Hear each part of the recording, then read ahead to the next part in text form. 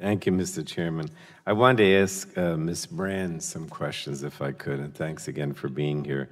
A recent report commissioned by American Municipal Power states that more than half of the $24.3 billion in transmission projects in PJM since 2012 were unneeded to comply with the RTO or federal reliability requirements and were not subject to rigorous review. So 3 questions. First, what can be done to ensure that reliability requirements are thoroughly evaluated in a transparent manner with active involvement from impacted stakeholders? Well, I think that process could be reformed as well. There are some transmission projects that are needed for reliability.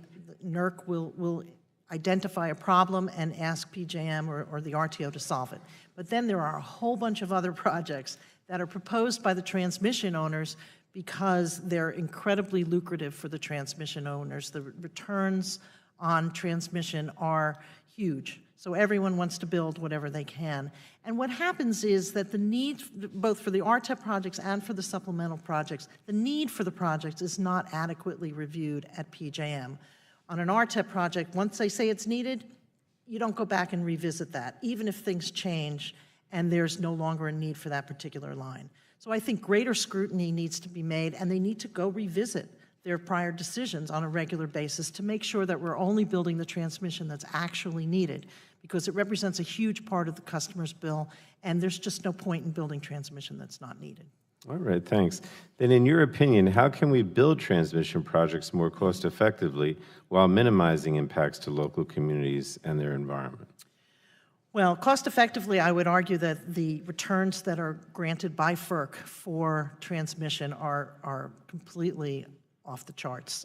Some utilities are getting close to 12% return on these projects, which in this economy is a bit crazy.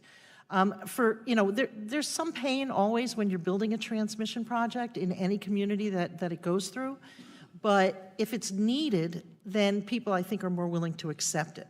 The problem really comes in when you have these huge transmission lines that are just gashing a hole through a community, and then it turns out they're not needed, and that's what really needs to stop. Because obviously project costs get passed along to the ratepayers, can there be specific criteria that have to be met by states before utilities or transmission operators are allowed to move forward with planning these large-scale infrastructure projects? Well, in terms of the costs, it's a pass-through. The states don't really have a role in determining how they get charged for it. The states will have a role in specific siting of a transmission project, but it's a difficult process. We're going through a situation in New Jersey right now where there's a trial that's been going on for months to try to figure out whether or not it's being put in the right place. And the utility's goal is to get it built and to start earning on it, whereas the people who are in the path of that line are often, they don't have a significant voice, or they're just in the way. Well, you know that's in my district, so I appreciate your commenting on it.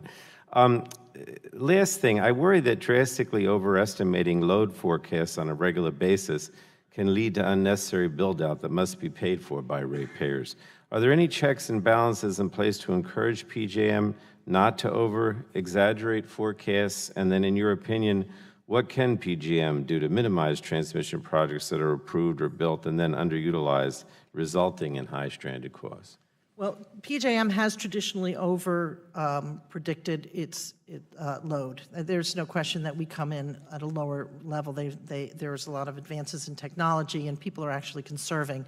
So their load forecasts have been high for a very long time. They did change the rules a little while back so that they don't revisit projects once they've been approved as necessary to resolve reliability violations.